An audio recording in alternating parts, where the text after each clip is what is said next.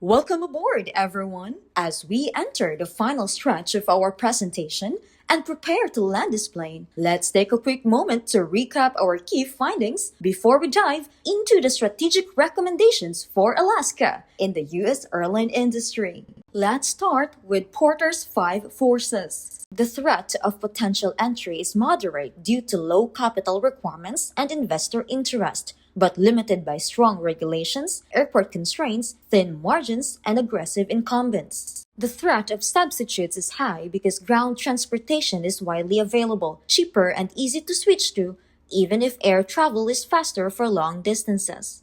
Buyer power is low since customers are highly fragmented, with easy price comparison and low switching cost. Rivalry is moderate, driven by high fixed cost and perishable seats, balanced by a consolidated market and low exit barriers. Supplier power is high due to aircraft manufacturing duopoly, strong unions, and high switching costs. Overall, industry attractiveness is moderate due to strong supplier and substitute pressure, balanced by entry barriers, rivalry, and low buyer power. To understand how each airline creates value, we briefly revisit the value chain analysis by category across Alaska, Delta, and American Airlines. In fleet planning, Alaska focuses on efficiency, Delta on global flexibility, and American on large-scale operations. In operations, Alaska prioritizes reliability, Delta leads in punctuality, and American manages the highest flight volume. For passenger services, Alaska focuses on convenience, Delta on premium experience,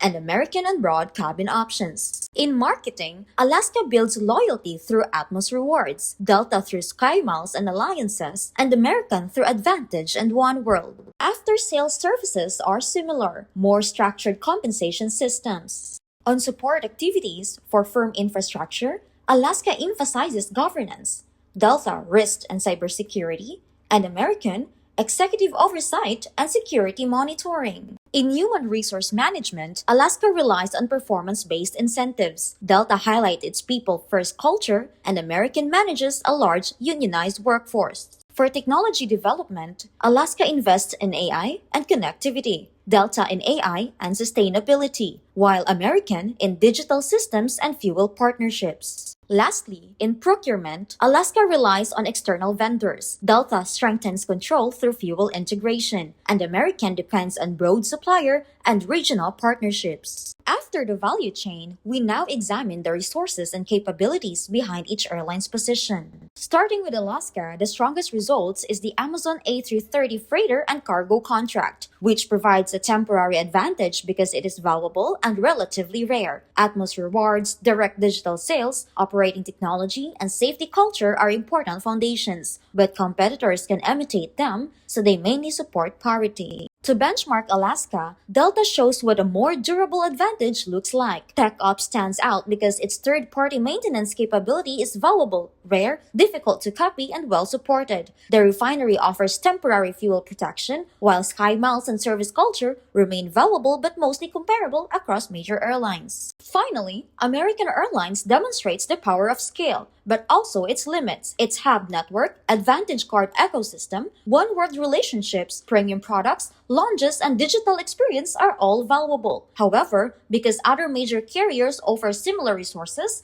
these strengths mainly sustain competitive parity. Following the resource and capability analysis, we now move on to scoring the key success factors that drive competitiveness in the airline industry. The highest weight is assigned to reliable operational performance at point 25 because airlines are ultimately judged on safety, punctuality, and consistency, and any failure quickly erodes customer trust. Dynamic capacity and revenue optimization follows at point 22 as airlines must adjust pricing in response to shifting demand conditions. Fleet modernization is weighted at point 20 since it drives long-term efficiency and cost advantages despite requiring high investment. Strategic network expansion and alliance connectivity comes next at point 18 because broader reach and seamless global access strengthen competitiveness. Lastly, hyper-personalized digital experience is lowest at point 15 as passengers still prioritize reliability, price, and connectivity over digital enhancements. Based on the key success factor analysis, Delta Airlines achieved the highest total weighted score at 3.82, followed by American Airlines at 2.73.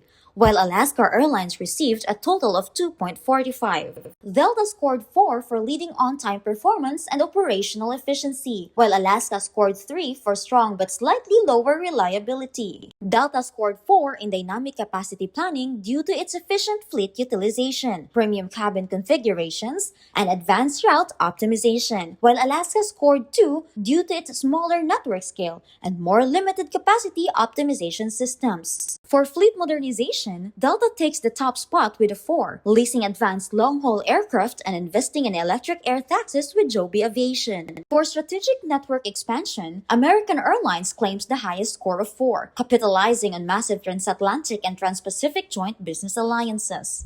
Now, let's discuss Alaska's core competencies. First is expanded network scale and global positioning. Following the integration of Hawaiian Airlines, Alaska became the 4th largest global carrier in the United States, serving more than 140 destinations with access to over 900 destinations through the One World Alliance and global partners. This strengthens Alaska's international relevance and ability to compete for corporate and global travelers. The second is fleet modernization and long-term aircraft planning. Alaska secured the largest Boeing aircraft order in company history, with up to 245 aircraft supporting growth through 2035, including an expanded Boeing 787 fleet for international expansion and improved fuel efficiency. The third is loyalty ecosystem and revenue diversification. Through the launch of Atmos Rewards, Alaska unified its loyalty platform to strengthen customer retention, while expanding non-ticket revenue through premium products, co-branded credit cards, loyalty partnerships,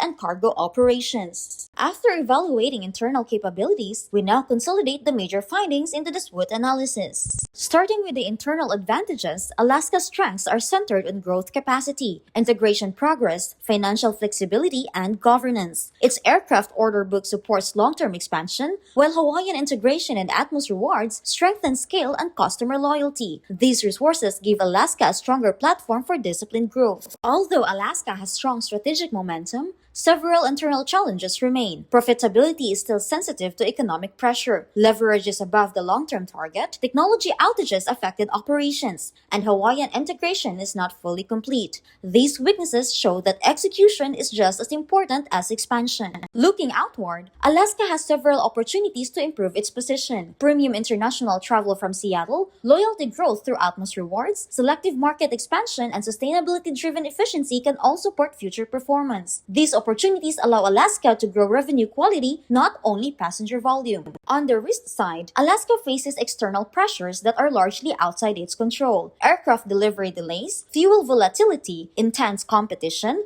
labor cost pressure, and infrastructure constraints can affect growth and margins. Because of this, Alaska must remain disciplined in capacity planning, cost control, and operational reliability. Now, after identifying Alaska's strengths, weaknesses, opportunities, and threats, we now move to the SWOT Matrix. For the SO strategies, the focus is growth. Alaska can use its fleet expansion, Hawaiian integration, Atmos Rewards platform, liquidity, and sustainability initiatives to pursue premium international demand, stronger customer loyalty, selective route growth, and enterprise accounts that value efficiency and environmental responsibility. For the WO strategies, the goal is to use opportunities to correct internal challenges. Alaska can use selective market expansion, loyalty-driven demand, direct channels, and external IT expertise to improve margins, support cash flow, strengthen technology reliability, and reduce integration friction. For the ST strategies, Alaska uses its strength as protection against external pressure. Its order book, asset base, merger synergies, liquidity, and efficiency programs can help manage supplier delays, price competition, fuel volatility, and infrastructure limits while keeping the growth strategy more controlled. The WT strategies are the most defensive part of the matrix. Because Alaska still faces margin pressure, leverage concerns, technology risks, and integration complexity, it should avoid unnecessary fare wars, control capacity carefully, strengthen fuel risk planning, protect the PSS migration, and avoid saturated markets. Now, let's move forward to the strategic alternatives. These are the company's 3 strategic alternatives. First, uses market development by expanding international routes from the existing global hub. Second, applies market penetration by securing the PSS integration for operational stability. Lastly, focuses on diversification through high-margin, non-passenger revenue streams. The first alternative aims to expand Alaska's international presence by leveraging its growing fleet, alliance synergies, and Atmos Rewards platform to capture high-margin corporate markets and reduce dependence on commoditized domestic routes. The second alternative focuses on securing the PSS integration by strengthening IT risk management, eliminating operational disruptions, and stabilizing financial performance through a seamless system migration. The third alternative focuses on diversifying into cargo and loyalty-based revenue streams to protect earnings, reduce dependence on passenger ticket sales, and improve long-term margin stability. Now, we evaluate and score the three strategic alternatives based on weighted criteria to determine which option best aligns with the airline's long-term strategic objectives. Alternative 1, expanding the international route network, scores highest at 2.90, outperforming alternatives 2 and 3 due to stronger alignment with long-term network growth, global brand differentiation, and revenue optimization. Alternative 1, international expansion, also leads externally, outperforming the other options due to strong alignment with underserved corridors, secondary airport access, and resilience against price wars and demand shocks. Alternative 1, international expansion, leads the key success factors, outperforming the other options through stronger network growth, fleet modernization, capacity optimization, and digital experience alignment. Alternative 1, international expansion, clearly ranks highest overall, outperforming the other options across internal, external, and key success factor evaluations, making it the strongest and most strategically aligned option for long-term growth. Thus, the best alternative is Alternative 1, international route expansion, market development, as it consistently outperforms all options across internal, external, and success factor evaluations. Now, I'll walk you through our balanced scorecard, which translates Alaska's strategy into measurable targets across financial, customer, internal, and learning perspectives. From a financial standpoint, we're driving Alaska's international expansion on three fronts. First, growing long-haul revenue. Second, improving ROIC through disciplined 787 utilization. And third, preserving structural cost advantage over legacy carriers, even as you scale global routes. On the customer perspective, Alaska should strengthen their international position by expanding corporate traveler share, elevating brand perception on new routes, and delivering consistent, reliable performance through tighter operational coordination and service execution. From the internal perspective, our focus is twofold. First, expanding Alaska's international route network out of Seattle. Second, improving onboard performance through better utilization, higher service standards, and rigorous benchmarking against leading global carriers. Finally, in learning and growth, we're building Alaska's international capability in four ways. First, maximizing 787 utilization through efficient operations. Second, developing a fully certified, internationally ready workforce through continuous training and compliance. Third, Alaska should strengthen their corporate sales to capture high-value global accounts. And fourth, they must foster a service culture through training, engagement, and organizational integration to ensure consistent execution across all international operations. Knowing the chosen course of action is to improve on Alaska's international routes. Here is the suggested implementation plan. Alaska is not starting from scratch, not after the recent launch of 3 new additional European routes. These daily non-stop flights indicate this momentum provides a strong foundation for further global expansion. We recommend a 4-phase expansion, each with 3 core initiatives. The phases span a total of 18 months or 2.5 years. Phase 0, Foundation. The client should configure 12 787-9s for long haul, secure landing slots at 7 target airports, and finalize Oneworld interline agreements. The existing fleet of 5 787s and the announced order book through 2035 make this feasible. Oneworld membership, secured in 2021, provides immediate connectivity.